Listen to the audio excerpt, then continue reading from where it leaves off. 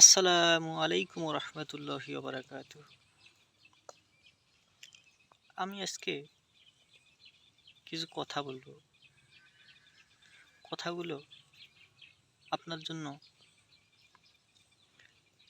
বা আপনার কাছে প্রশ্ন রেখে যাওয়ার মতো কিছু কথা।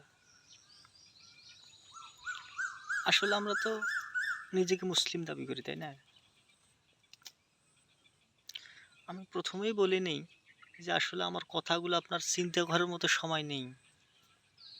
আর দ্বিতীয় ব্যাপার, আপনার কাছে এইসব কথা একবারেই মূল্যহীন। তারপরেও যদি ভালো লাগে তাহলে একটু চিন্তা করে দেখবেন, ঠিক আছে? আচ্ছা, আপনার বয়স আজকে হতে পারে ৮, ৯, ১০, ১১ থেকে হয়তো ৭০, ৮০ পর্যন্তই বললাম, কিংবা ১০০ পর্যন্তই বললাম।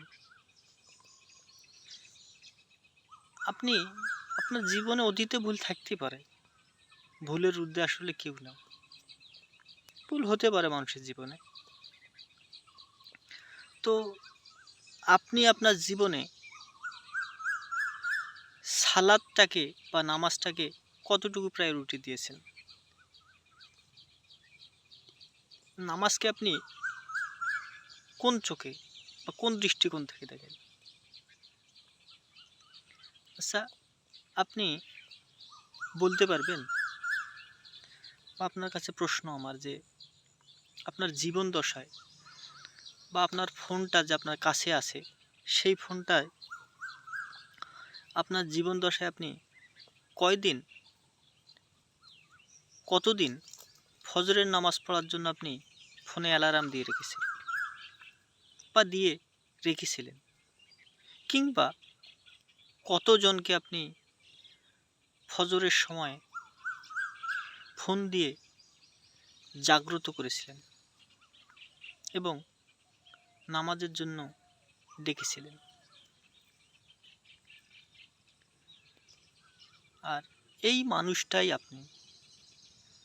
আজকে খেলা Argentina, Brazil, France, Italy, Spain, মানে যে ইহুদি নাসাদেরকে আপনি পছন্দ করেন, আপনার নবীর থেকে, আপনার আল্লাহর থেকে ভালোবাসেন,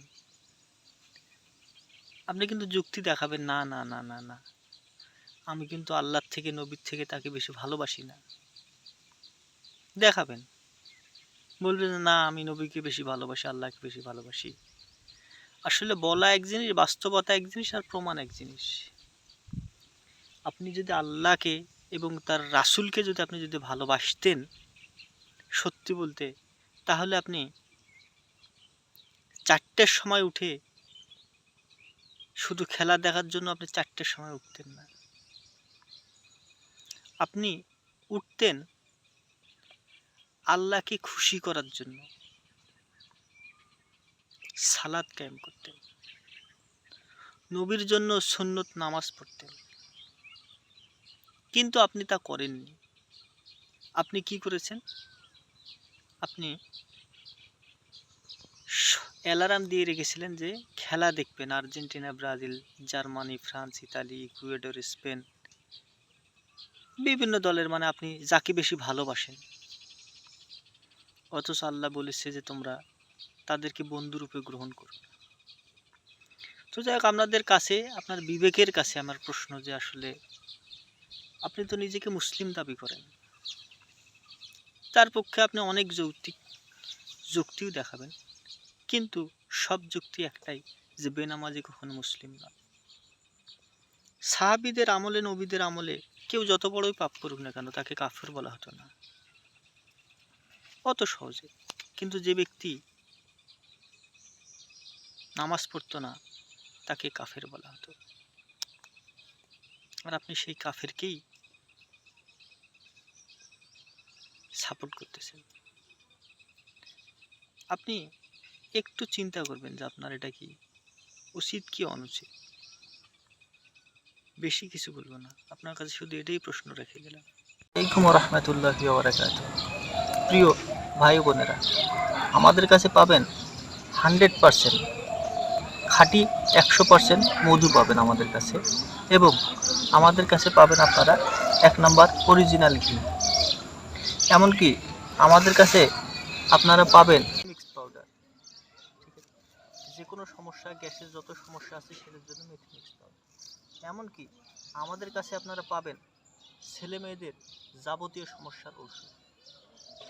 এমনকি আমাদের কাছে পাওয়া যাবে যাদের বাচ্চা হচ্ছে না তাদের ওষুধ পাওয়া যাবে। অ্যালার্জি, যারা হার্ট স্ট্রোক করেছে তাদের জন্য ঔষধ, যে সমস্ত মা বোনেদের বাচ্চা হচ্ছে না তাদের জন্য ঔষধ। যেহেতু আমরা নিজেরাই ওষুধ তৈরি করে থাকি, সে কারণে আমরা অনেক ঔষধ 100% মানি ব্যাগ সহকারে আমরা দিয়ে থাকি।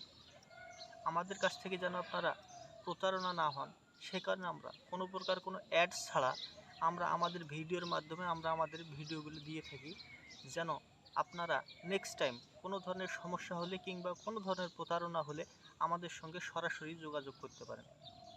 আমাদের সঙ্গে আপনারা যোগাযোগ করতে পারবেন হোয়াটসঅ্যাপ, ইমো এবং মোবাইল কলে যোগাযোগ করবেন। আমরা আমাদের নাম্বারটি আপনাদের সামনে দিয়ে রাখবো। আপনারা চাইলে যে কোনো সময় রাত দিন 24 ঘন্টা যোগাযোগ করতে পারবেন ইনশাল্লাহ। আমাদের উদ্দেশ্য টাকা ইনকাম করা নয়, আমাদের উদ্দেশ্য মানুষের সেবা করা। কারণ এখন মানুষ আসলে একটা রুগীকে পেশেন্ট তারা মনে করে যে আমার কাস্টমার, তারা চায় এই কাস্টমারের কাছ থেকে ইনকাম করতে। কিন্তু বাংলাদেশে আমরাই প্রথম মানুষকে কাস্টমার না মনে করে আমরা রুগীকে রুগীই মনে করি এবং তাদের সেবাই আমাদের একমাত্র উদ্দেশ্য। এলোপ্যাথি নয়, হোমিও নয়, আমরা সেই প্রাচীন যুগের আয়ুর্বেদ চিকিৎসা দিয়ে থাকি। আমরা নিজেরা ঔষধ তৈরি করে আপনাদের কাছে ঔষধ পৌঁছিয়ে থাকি সারা বাংলাদেশ। হোম ডেলিভারি আমরা দিয়ে থাকি। আপনারা চাইলে যে কোনো সময় আমাদের সঙ্গে যোগাযোগ করবেন ইনশাআল্লাহ।